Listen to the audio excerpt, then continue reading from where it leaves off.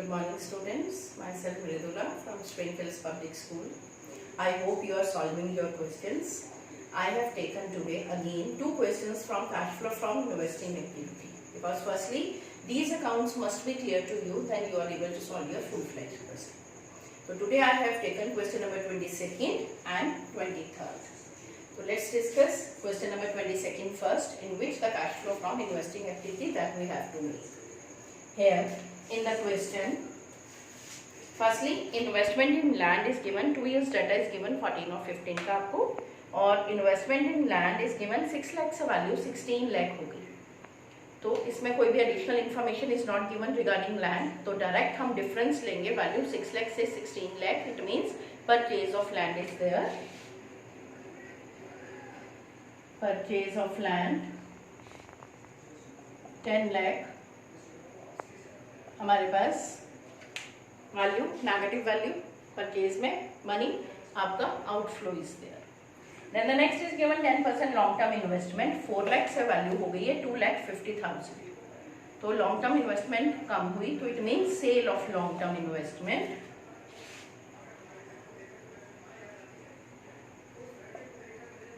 $1,50,000. This is a positive value because cash inflow is there. Then after that, plant and machinery account is given, their opening and closing balances are given, and additional information is also given regarding machinery.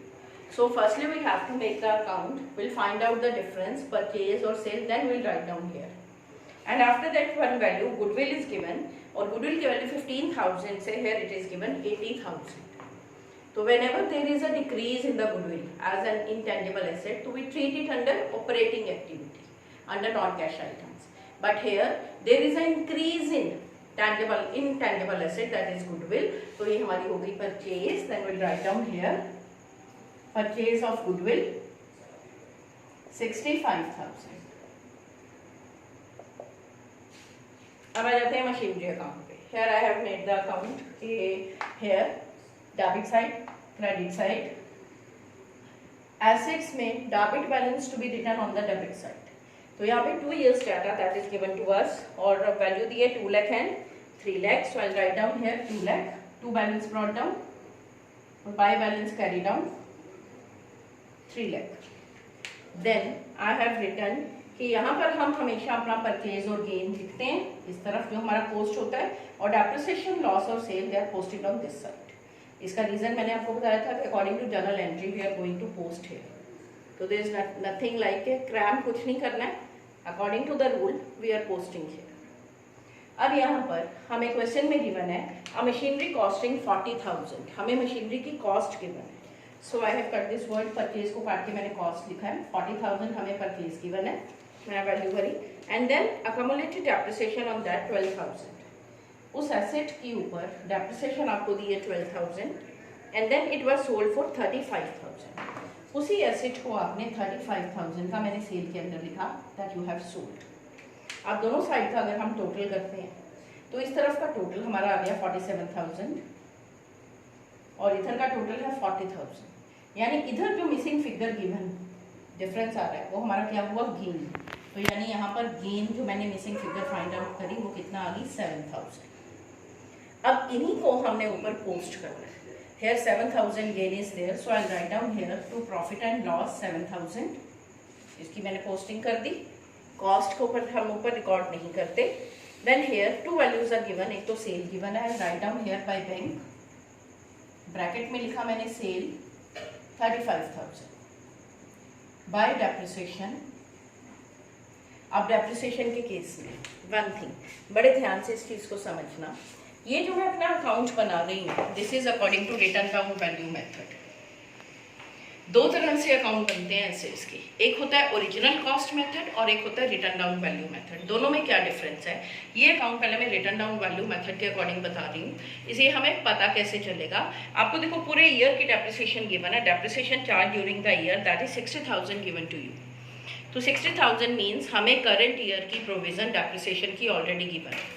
It means ये जो opening और closing balance दिए हुए हैं हमें after depreciation ही दिए हुए हैं. तो जब भी हम यहाँ पर प्रॉफिट या लॉस फाइंड आउट करेंगे, जिस एसेट को आपने सेल करा will write down that depreciation only to find out the profit and loss. यानी लिखने में मैंने यहाँ पर 12,000 लिखा और मैंने इसमें डिफरेंस निकाला, मेरे पास यहाँ पे प्रॉफिट आ गया। मगर जब हम इन वैल्यूज को ऊपर पोस्ट करेंगे तो हम लिखने में ये 12,000 डेप्रिसिएशन ना लिखकर जो हमें पूरे ईयर की करंट ईयर की डेप्रिसिएशन प्रोविजन गिवन है, that I write down here by depreciation, here the value is given 60,000। Again I am telling you written down value method में जो पूरे ईयर की डेप्रिसिएशन हमें गिवन होती है, जो कि गिवन है यहाँ पे 60,000, आई राइट डाउन दैट। मगर प्रॉफिट या लॉस निकालते हुए जिस एसेट को आपने सेल करा है उसके ऊपर जो डेप्रिसिएशन थी उसी की हेल्प से प्रॉफिट या लॉस आप कैलकुलेट करोगे। अब दोनों साइड्स का मैंने टोटल करा, इट कम्स टू 3,95,000 और यहां पर मेरा डिफरेंस आ गया टू बैंक परचेज, डिफरेंस ये मेरा आ गया 1,88,000। परचेज और सेल, इन दोनों वैल्यूज को will post here in the investing activity. Purchase of machinery 1,88,000 bracket में because outflow is there, and sale of machinery inflow is there, these two values 35,000। Like this जब हम full fledge question भी करेंगे तो firstly we have to make the account, और investing में हमारी यही वाली values will post there. So in this way हमारा आंसर ये सारा कैलकुलेट करके 10 lakh negative figure and then 1,50,000 हमारी पॉजिटिव फिगर आ गई है, और एक हमारी 1,88,000 ये हमारी नेगेटिव फिगर आ गई है। Sale of plant and machinery 35,000 है, और एक गुडविल की वैल्यू हमारी इसके ऊपर 65,000 ये हमने रिकॉर्ड कर लिया। और एक क्वेश्चन में एक चीज और, सेल ऑफ इन्वेस्टमेंट हमने लिखा है, इसके अंदर डिफरेंस लिखा है, इसके अंदर दो वैल्यूज गिवन थी, एक हमें 4 लाख गिवन थी और एक 2,50,000 गिवन थी, और इन्वेस्टमेंट के आगे हमारे पास 10% लॉन्ग टर्म इन्वेस्टमेंट गिवन था। तो इट मीन्स 10% वो क्या है जो कि मैंने उसके ऊपर इंटरेस्ट रिसीव करा। इन्वेस्टमेंट कहीं पर भी आप करते हो साथ में परसेंटेज दी है, तो इट मीन्स तो वो परसेंटेज हमारी अमाउंट ऑफ इंटरेस्ट जो कि मैंने रिसीव करा।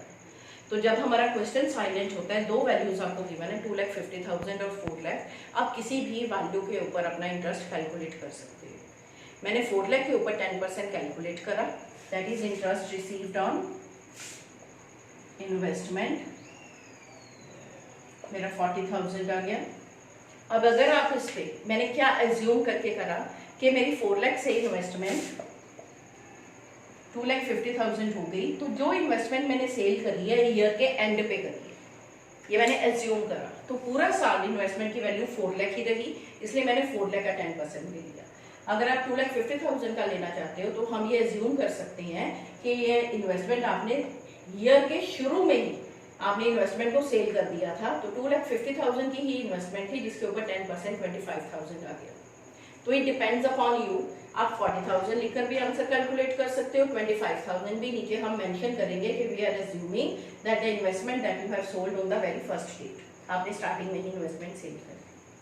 तो अकॉर्डिंग टू दैट हमारा आंसर 10,28,000 नेगेटिव फिगर आई। This is the net cash used in investing activity. अगर हमारा आंसर नेगेटिव आता है तो this is the net cash lost और यूज्ड, यानी नेगेटिव आपकी इन्वेस्टमेंट आपने ज्यादा करी हुई, आउटफ्लो ज्यादा, और अगर पॉजिटिव आता है तो it means net cash from investing activity. So like this we are going to make our account. I have taken question number 23rd also, in which 2 further informations are given. In this question 2 only particulars under particulars 2 data are given, एक non current investment given है और एक हमारा fixed asset given है। तो सबसे पहले नीचे एडिशनल इन्फॉर्मेशन में देखते हैं। एडिशनल इन्फॉर्मेशन में फर्स्ट पॉइंट है, half of the non current investment held in the beginning of the year was sold at 15% profit. तो यानी नॉन करंट इन्वेस्टमेंट के बारे में इन्फॉर्मेशन है, तो इट मीन्स हमें पहले नॉन करंट इन्वेस्टमेंट का अकाउंट बनाना पड़ेगा। तो सबसे पहले ओपनिंग और क्लोजिंग बैलेंस वैसे ही स्टार्ट करते हैं। 2 बैलेंस ब्रॉट डाउन और इधर आ गया बाय बैलेंस कैरी डाउन। मेरे पास इन्वेस्टमेंट्स की वैल्यू दी हुई है, आपके पास 13 और 14 ईयर का डाटा गिवन है, 8 लाख और 10 लाख। उसी तरह से मैंने इधर लिखा परचेज, गेन, और इधर हमारा वैसे 3 चीजें आती हैं, डेप्रिसिएशन, लॉस और सेल, मगर इन्वेस्टमेंट के केस में डेप्रिसिएशन नहीं होती, ठीक है, वो फिक्स्ड एसेट्स के केस में होती है। अब हमें गिवन है half of the non current investment held in the beginning. Beginning का मतलब ओपनिंग, जो स्टार्टिंग में 8 लाख की इन्वेस्टमेंट थी उसकी हाफ का मतलब 8 लाख का हाफ 4 लाख की investment, that was sold at 15% profit. इस इन्वेस्टमेंट को आपने सेल करा, कितने पे करा, इसके ऊपर मैंने कैलकुलेट करा 15% प्रॉफिट 60,000 आ गया, यानी आपने इस इन्वेस्टमेंट को 4,60,000 का सेल कर दिया। अगर मैं इसके अंदर वैल्यूज भरूं, इन्वेस्टमेंट की कॉस्ट कितनी थी 4 लाख, और आपको ने इसको 60,000 प्रॉफिट पे अगर बेच दिया तो ये टोटल कितना बन गया 4,60,000, यानी सेल कितनी आ गई 4,60,000, लॉस तो हुआ ही नहीं क्योंकि या तो प्रॉफिट होगा या लॉस होगा। अब इन्हीं वैल्यूज का हम ऊपर पोस्ट करते हैं। एक तो मैंने गेन को ऊपर लिखा 2 P&L, ये मेरा गेन पोस्ट हो गया, और इधर मेरे पास ये सेल आ गई बाय बैंक, ब्रैकेट में सेल लिखो, और ये मेरे पास सेल आ गई 4,60,000। तो पहला अकाउंट के अंदर मेरा डिफरेंस मैंने इनका टोटल करा 14,60,000, और इधर का भी टोटल 14,60,000, इधर का टोटल 8,60,000, तो बाकी का डिफरेंस मेरा परचेज 6 लाख। अब इन दो आइटम्स को मुझे यहाँ ऊपर cash flow from investing activity में पोस्ट करना है। तो एक तो मेरी purchase of non current investment, ये मेरे पास आ गई 6 लाख, और एक मेरे पास सेल, परचेज को मैंने ब्रैकेट में शो करा, sale of non current investment, ये सेल मेरी आ गई 4,60,000।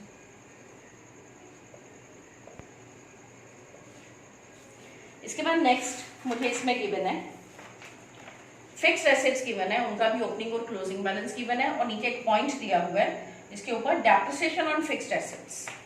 तो यानी जब भी एडिशनल इन्फॉर्मेशन होगी तो मुझे अकाउंट बनाना पड़ेगा, तो मैंने इसके लिए भी मुझे एक अकाउंट बनाना पड़ा। मैं इस अकाउंट को रब कर रही हूँ।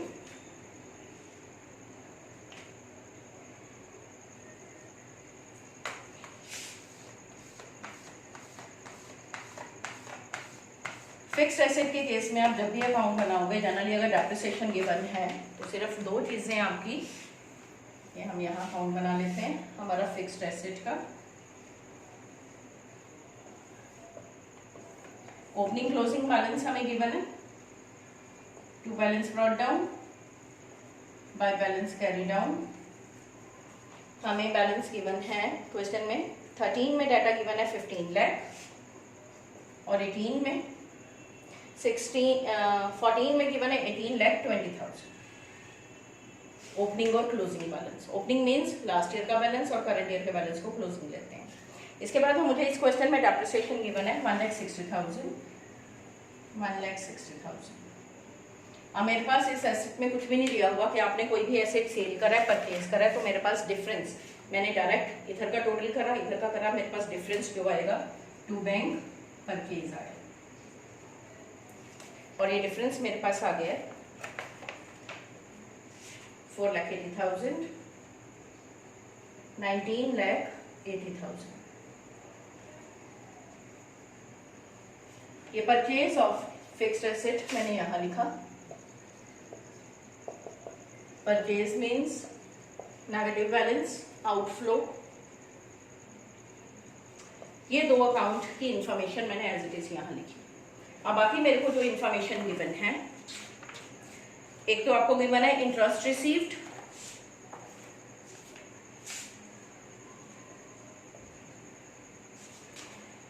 Interest received on non current investment और नॉन करेंट इन्वेस्टमेंट।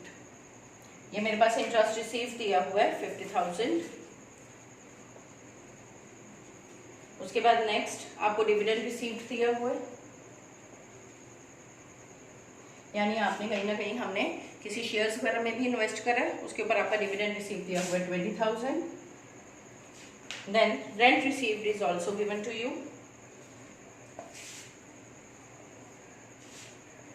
25,000. हमारे पास दो नेगेटिव फिगर्स हैं, purchase of non current investment और एक है हमारे पास परचेज ऑफ फिक्स्ड एसेट, और बाकी सारी हमारी पॉजिटिव फिगर्स हैं. ये मेरे पास टोटल इन सब का करके नेट कैश यूज्ड, ये मेरे पास फिगर आ गई 5,25,000. Net cash used in investing activity.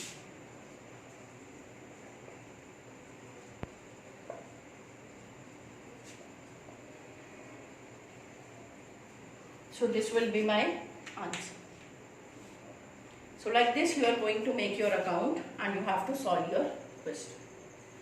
I hope these questions are clear to you.